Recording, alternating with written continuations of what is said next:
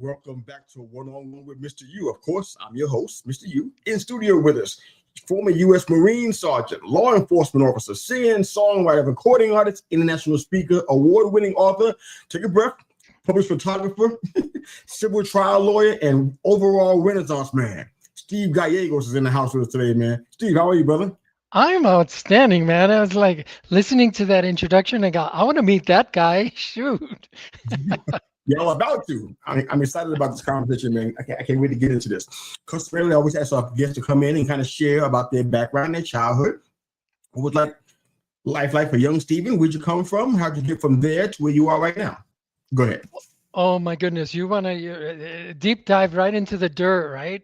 Right, let's get dirty right from the beginning. Let's go. Let's do it. Let's do it. Well, it's a great question. And first of all, before we dive into that, thank you for producing this show. Right, you My are. pleasure. I know it takes a lot of effort and resources and time, and you're just bringing such value to the marketplace. And I hope that your audience appreciates you as much as I do as for being a guest on your show. So thank you. Well, thank you, Um, brother. Checks in and the mail, man. yeah, cool. Two of them, right? Yeah. Um, But in answer to your question, Mr. Yu, uh, if life were a straight road, mine was definitely designed by a drunk city planner, right? Because absolutely, because I've hit like potholes and detours and dead ends, and at age 17, I hit so deep that I didn't think I would climb out. And that was when I tried to take my own life, thinking that I was worthless and didn't have any value to offer the world. And so at that moment, as dark as it was, it ended up being the catalyst for the turning point that led me to the discovery of why we're all here in the first place. Um, because I believe that we all come to this earth to remember who we really are. And so the challenges, the heartbreak, the losses, the struggles, they're not punishments. We all go through them, That's good. right? And I know that every single one of your guests, and I've listened to several of the episodes, I mean, some incredible stories of challenge and struggle.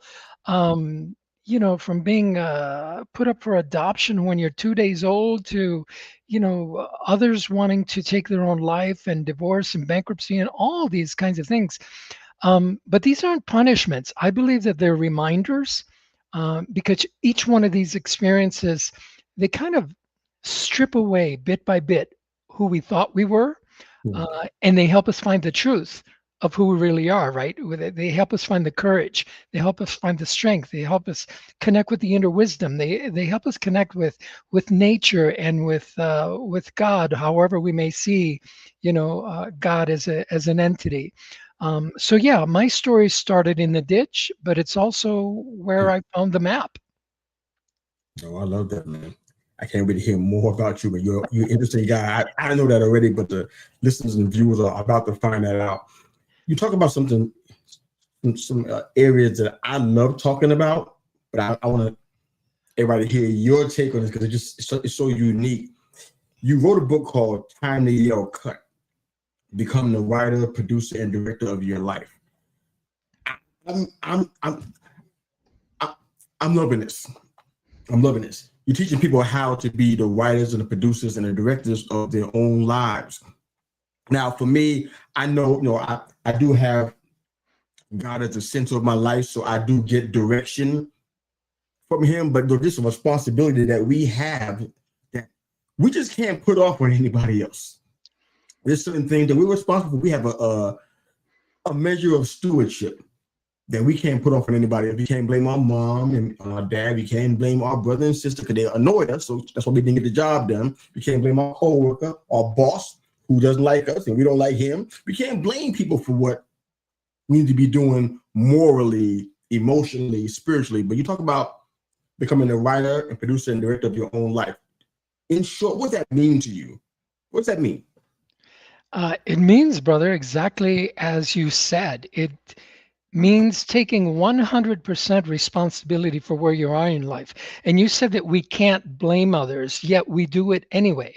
So the real thing is we shouldn't blame others, but Yeah. we grow up learning to blame, right? Because before the age of 7 years old, everything that we learn and becomes part of us is programmed into us. And so if we see our parents blaming each other, our parents blaming our siblings, our parents blaming the government or the city or the schools or the teachers, right? So that's what we learn to blame, right? And we started, mom, I didn't break the lamp, Yusuf did it, right?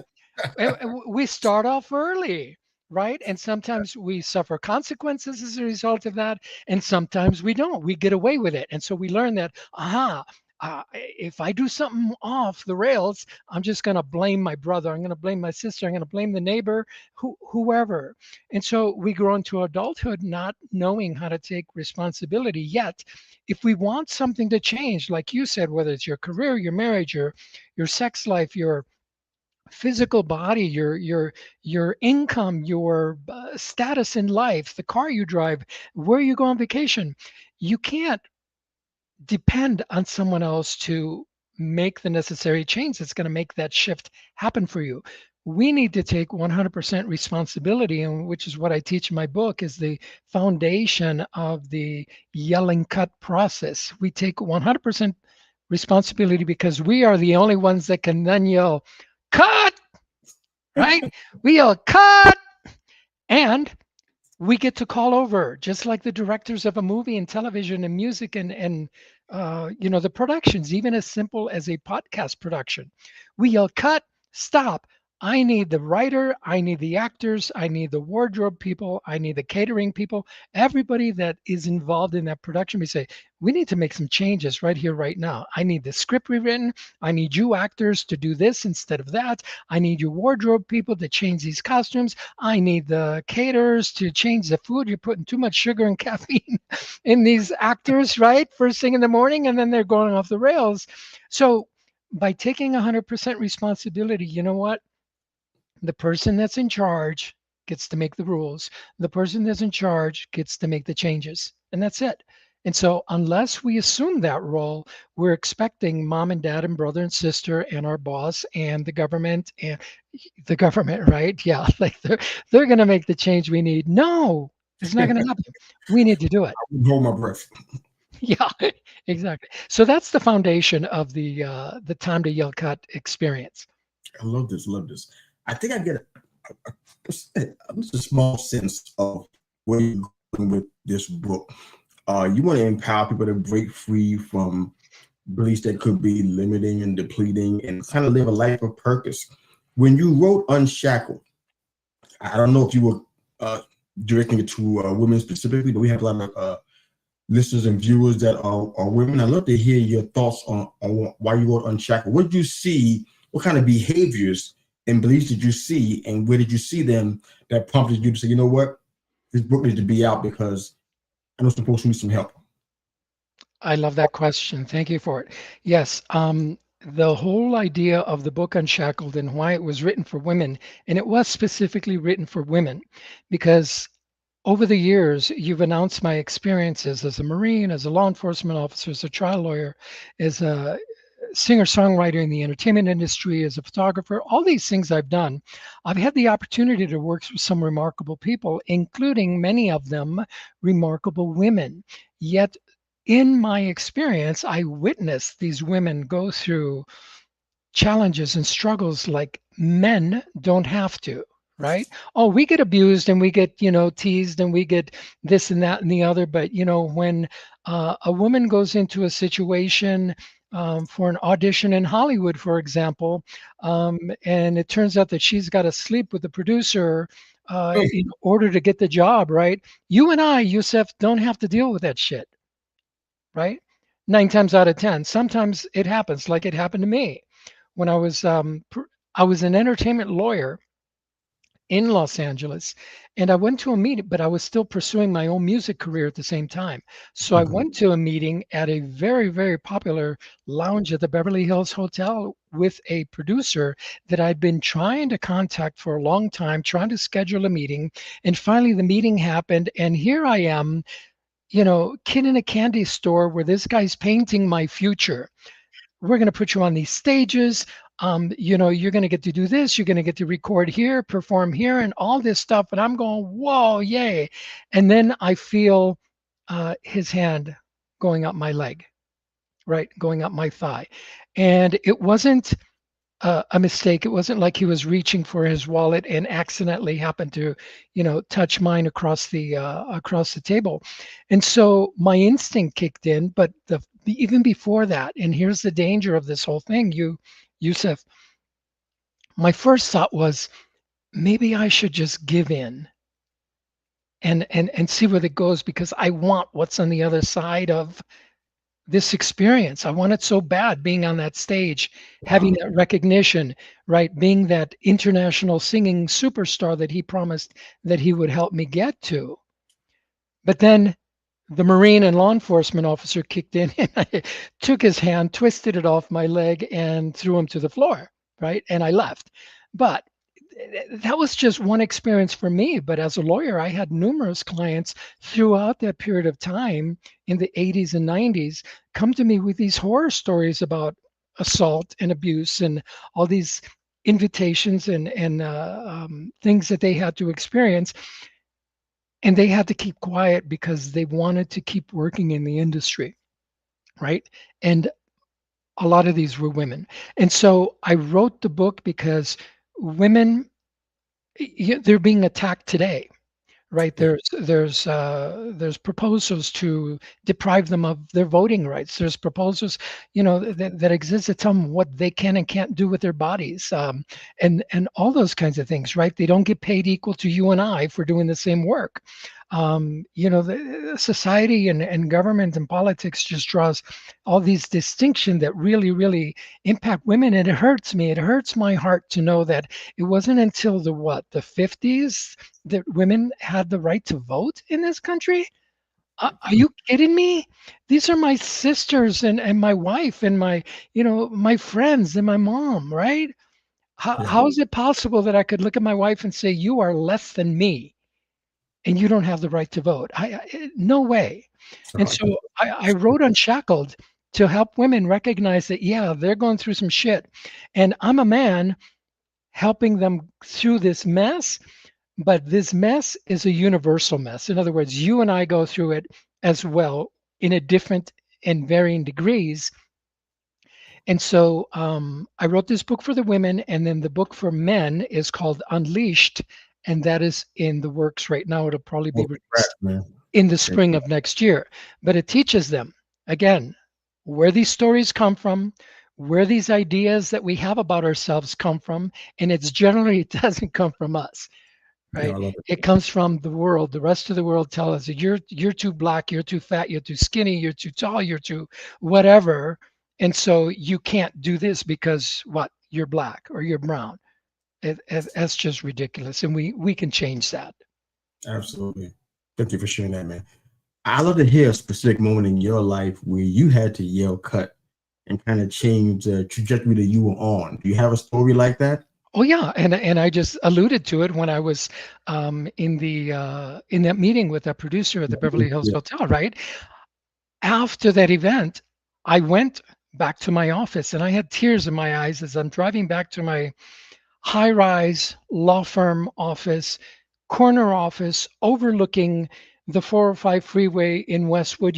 I was at the pinnacle of where most lawyers would want to be in their career after 10, 15 years. I was there, and yet this happened to me. I allowed myself to be put in a position where this happened to me, where I was degraded and I was objectified and I was abused, right? Because of something that I wanted, right? Not the abuse, but Yeah. something I wanted on the other side. And so I had to yell, cut, and say, okay, this is not going to happen anymore. And what I did was I made a shift. I had to look deep inside Mr. Yu to determine, why do I want to be a part of this industry that is so negative, so predatory, so abusive to so many people? Why do I want to be in it so much? And it led me down this, man, rabbit hole where I had to really, really deep search. And what I found at the end of the day was, after a lot of soul searching, was that I wasn't looking necessarily to be the next modern day Julio Iglesias, although that was my claim to fame at the time, because he was the man, right, at the time. Mhm. Um, and probably still is in many respects. Um, I didn't want the lack of privacy. I didn't like going to red carpet events like I had already Yeah. been used to, where people would come up to me and go, "Hey, Steve, hey man, how you doing? Listen, do you think you can get this script over to Spielberg, or do you think you can get my CD over to Sony Records?" And in other words, they were wanting for what they thought I could offer them and get for them, open doors, as opposed to me as the human being, as beautiful as I am, right? So I learned then that I didn't want that. So I had to yell cut on that industry, and I reinvented myself. I left Los Angeles altogether, left the practice of law for a while, Okay. reinvented myself in Dallas, Texas as a commercial photographer, because I thought that, well, if I can't make it as a singer-songwriter, that industry's so negative, how else can I get love, respect, and admiration? That's what I was looking for, right? Because I didn't have it. So I sang because I thought singing gets me applause. Singing got me praise. Mhm. Singing got me attention. Yeah. And early on, like I said, I tried to take my life when I was 17, and it was because the way I was programmed was to believe that I was good for nothing. But there was one thing that I could do as a child, Yusuf, that everybody stopped and applauded and yelled for more. And that's when I opened my mouth to sing. So I Yeah. became like one of those Pavlov dogs where you ring the bell and you salivate because you think food's coming. Well, I sang in order to get love. It didn't realize until much, much later that that's backward thinking. That's wrong. I was pursuing music and the entertainment industry and being on stage for the wrong reasons. And many of us do that. We pursue relationships because we think we're seeking love, but yet we don't have it to give ourselves. And that's a bad position to be in. No, absolutely, absolutely. Man, we're not our story. No, no, Well, no. I love that. I love that. That you fancy yourself a rule breaker. I'd love for you to get into what that means, what that looks like. Because somebody might just look at that and say, "Oh, he's a rebel." Just kind of ride with you, don't really know where they're going. But but kind of share what that means to you to be a rule breaker, even for a good reason. Go ahead. Thank you, thank you, thank you for that question. It's a fun one, and I've had a lot of fun with it. And my wife loves to call me a rule breaker because from my perception, and this is to be distinguished, audience, this is to be distinguished from a lawbreaker. Okay, those are two completely different things. I have broken laws in the past before, no doubt, driving laws and all these other stuff, right? But I do not consider myself a lawbreaker, but I will break the rules if and when I feel that they are impeding my progress or impeding the progress of my mission or whoever I'm with. Um, and so I believe that rules are meant to be broken. They're guidelines, right, and they're parameters, but those are somebody else's parameters. Those don't happen to apply to me. For example, Okay. um, back in the 1980s. Oh, I moved to this country when I was 7 from Chile. So I was an immigrant. I had proper documentation. My parents came over here legally. Yet, when I'm now out of the Marine Corps, the Marines promised me that, hey, when you join the Marine Corps, you'll get your citizenship automatically. Yay! No, it didn't happen that way. So I'm out of the Marine Corps. I'm in my early 20s living in Santa Barbara, California, and I'm a police officer as well. I was married at the time. My wife and I one weekend decided to make the trip from Santa Barbara down to Tijuana, Mexico. When back in the 80s, you could cross the border, Yusuf, and have the best time of your life. It was safe. It was fun. A long time. You could eat plates of lobster and shrimp and margaritas to the galore for $20 per person, right? It was just magical time to go down there and experience the beauty of Mexico. A long time ago. Yeah, long time ago. Coming back across the border, the U.S. Border Patrol stops me at the gate at the entry, and they asked me a very unique question. They didn't say where you going or anything like that. They asked, where were you born? Okay, so I had to tell them I was born in Valparaiso, Chile. And so they said, well, let me see your credentials. And I showed them my credentials. Here's my police officer badge. Here's my, certification. I didn't have my gun with me, thank God. Otherwise, I probably wouldn't be here speaking with you today. I'd be in some prison somewhere. So the short of it is that they uh, sent me into the secondary examination station, and they weren't going to let me back because I wasn't a citizen. Right. I had Wow. applied for citizenship at the time, but I hadn't heard anything from the government. And so I begged these guys for a couple of hours. I said, look, how can I be a bad guy if I'm a cop and I work and all this stuff? And, I'm a former Marine and all these things. And so finally they relented and they said, you've got 2 weeks. We're going to let you in, but you've got 2 weeks to report to the immigration station and get this taken care of. I said, fine. Well, the Mm. next couple of days, I'm in the immigration station getting this taken care of. They stamp a 6-month visa in my Chilean passport, and they said, you're all good. You should hear from your citizenship application within the next 6 months. You're fine. Well, 6 months go by, I haven't heard anything. I had been following up, but here I am now, an illegal alien. Having been a Marine, a police officer, all these things, I'm illegal, subject to deportation. By this time, I'm in law school. I had quit the police force and I'm parking cars for a living during the day. Now, here's where I get to the story of breaking the rules. The parking service that I worked for got hired by the US Secret Service to provide valet parking services for then President Ronald Reagan and his wife, Nancy, who, if you remember, Mr. Yu, they had the Western White House, right, in California. And so they were there to celebrate Nancy's birthday. And they needed parking services. So I was one of the 4 selected to Okay. go provide parking services, right?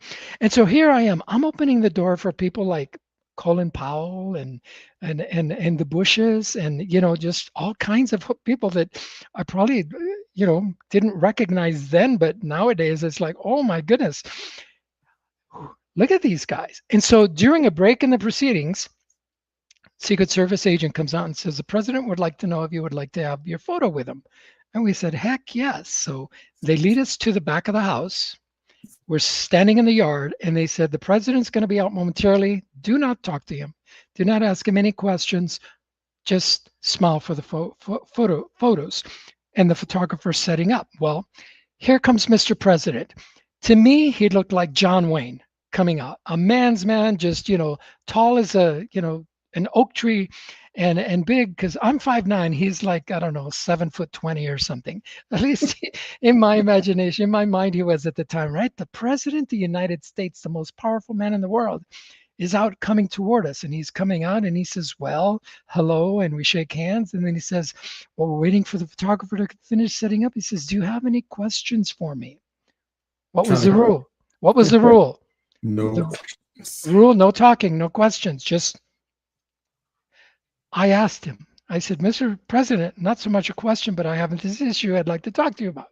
And so I explained to him that I'm an illegal immigrant, haven't been a Marine, police officer, in law school, all this stuff. I've got credentials up the wazoo that I'm a good guy. So he says, write me a letter, and when I get back to the White House, I'll look into it.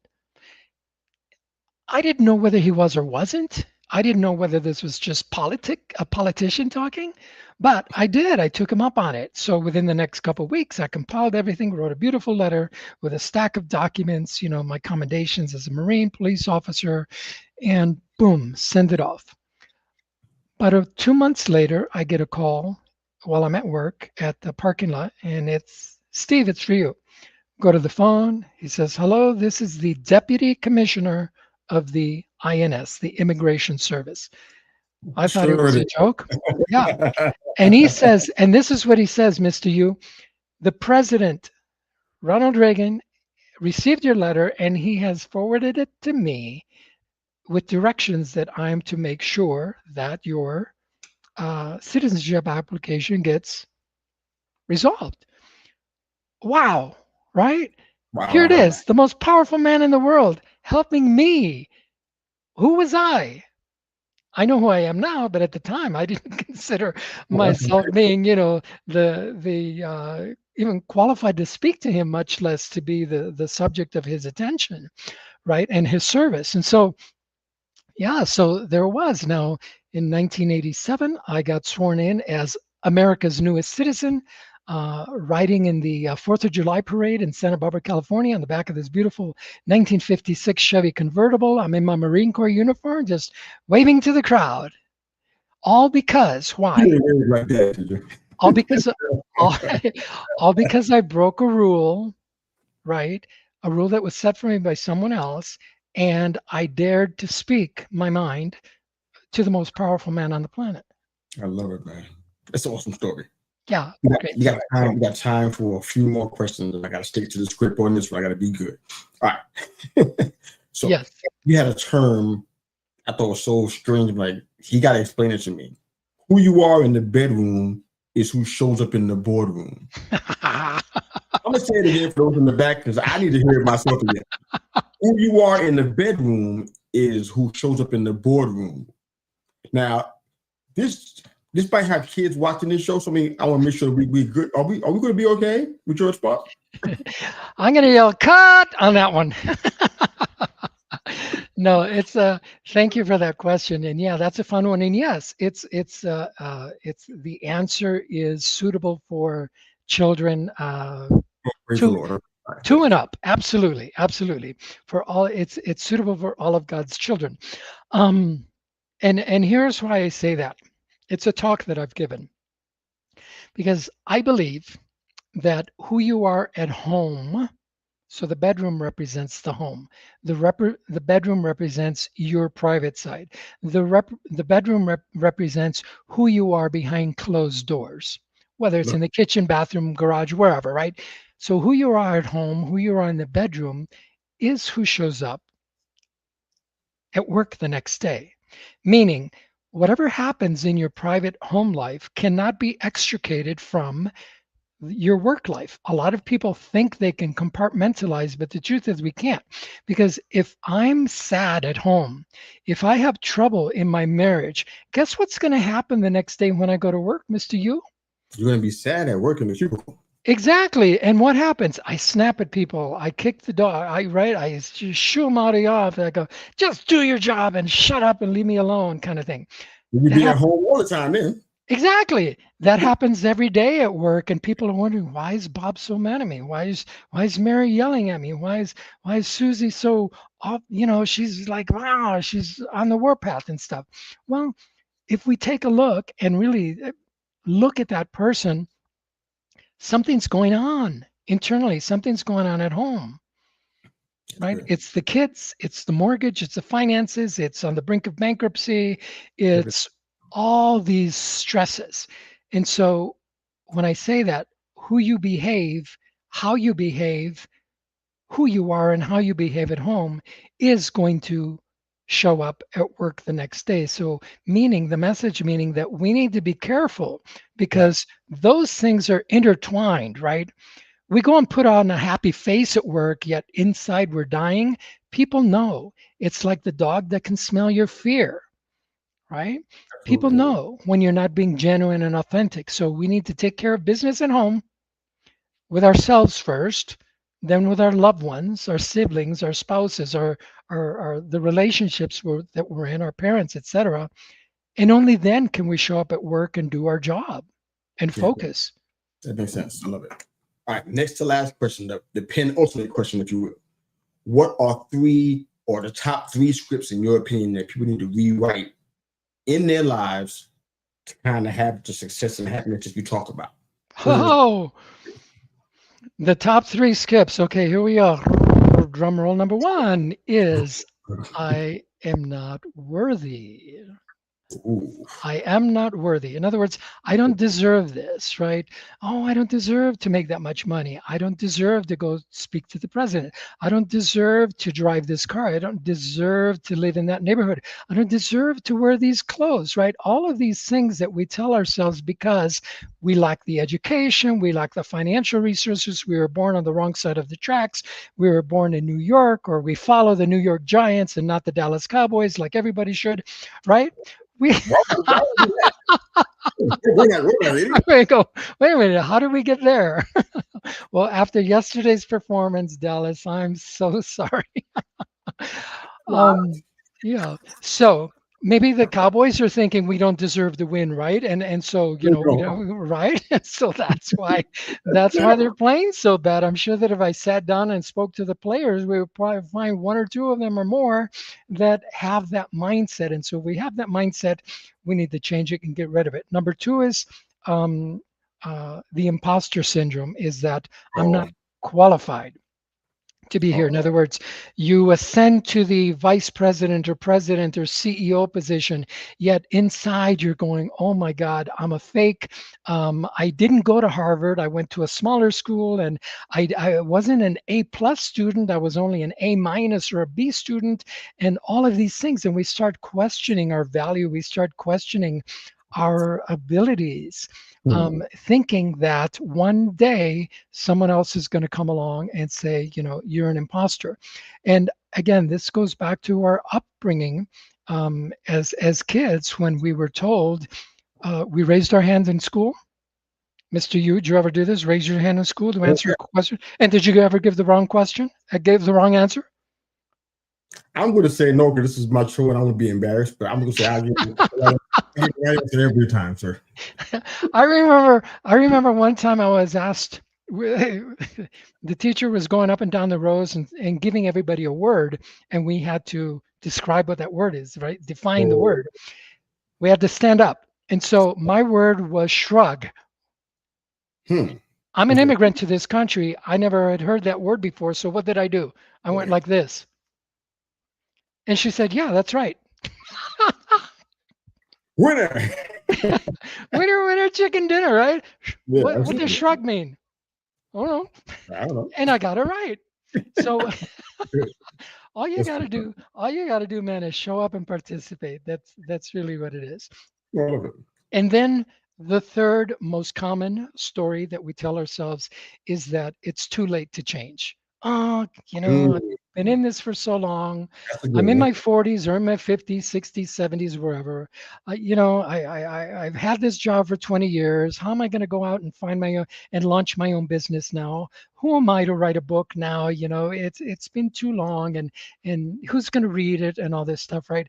It's never too late to change. And there's examples of that all around stories, all around society, all around history, of people who didn't find who they wanted to be and come to terms to who they wanted to be until they're in their 50s, 60s, launching great companies and miracle cures and those kinds of things. So you are worthy, you're not an imposter, and it's never too late to change.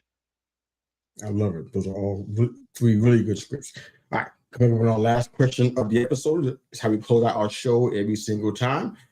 For you guys that are watching and listening, you can reach Steve Gallegos at www.stevie, with an IE, StevieGSuccess.com.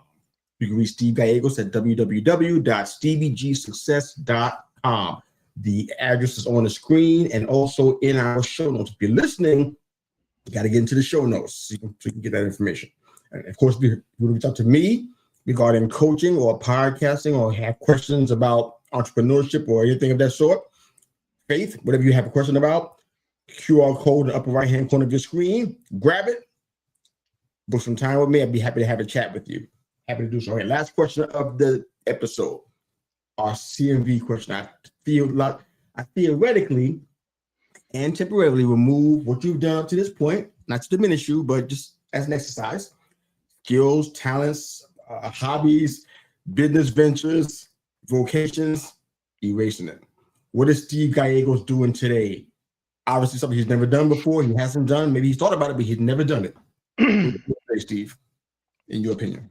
Wow, what a question. It's like if I was just dropped into this planet today, not having done any of the things I've done. Mr. Yu, if you erased all of it, the Marine, the lawyer, the singer, the photographer, the speaker. Oh, man. Yeah. I think that somehow, one way or another, I would still end up doing what I do now, which is helping people see themselves differently. And here's why I say that. I'm not skirting your question. It's a fun question. But I know who I am. And who I am right now is the core of my being. So I'm not one of these individuals that's jumping from one career to the other just to test it out and try it out and see, hey, how does this coaching author thing work? And let me try it and let me just give it a try. But my real passion lies in being a chef or, designing automobiles or something like that. I know that I'd be wandering somewhere, either with a camera or a notebook, listening to people's stories and reminding them of how extraordinary they already are.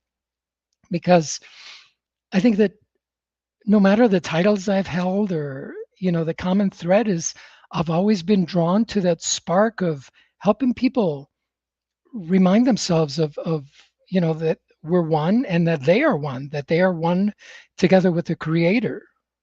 So if everything I've built disappeared, I'd probably still be doing that, helping people remember who they are, one story at a time.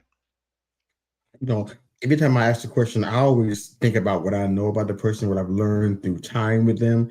And I've always just seen a coach teacher since I've been thinking about this question. So that's what my answer would be if somebody were to ask me, what would Steve Gallegos be doing? He'd be a coach teacher, probably a little bit of both because he couldn't help himself. He had to help people. Yeah, but absolutely. And we're all here. We're all here as guides. Yeah. We truly are. We're here to serve each other. I believe, Mr. Yu, that is our core purpose on this planet.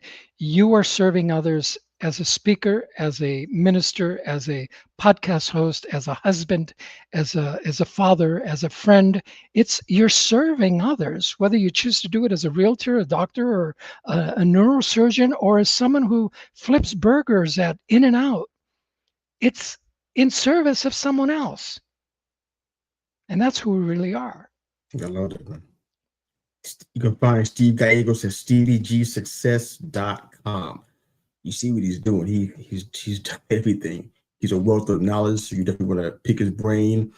Definitely check out his books, Unshackled, for sure. And he got another one coming out for men specifically. I'm excited about hearing more about that. But thanks for all you guys that are watching and listening to our show here today.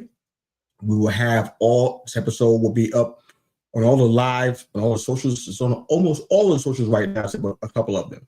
And then the rest will be up within the next hour or so. And then on listening platforms, if you listen to your podcast, you don't really watch podcast, you listen, it will be up within the hour.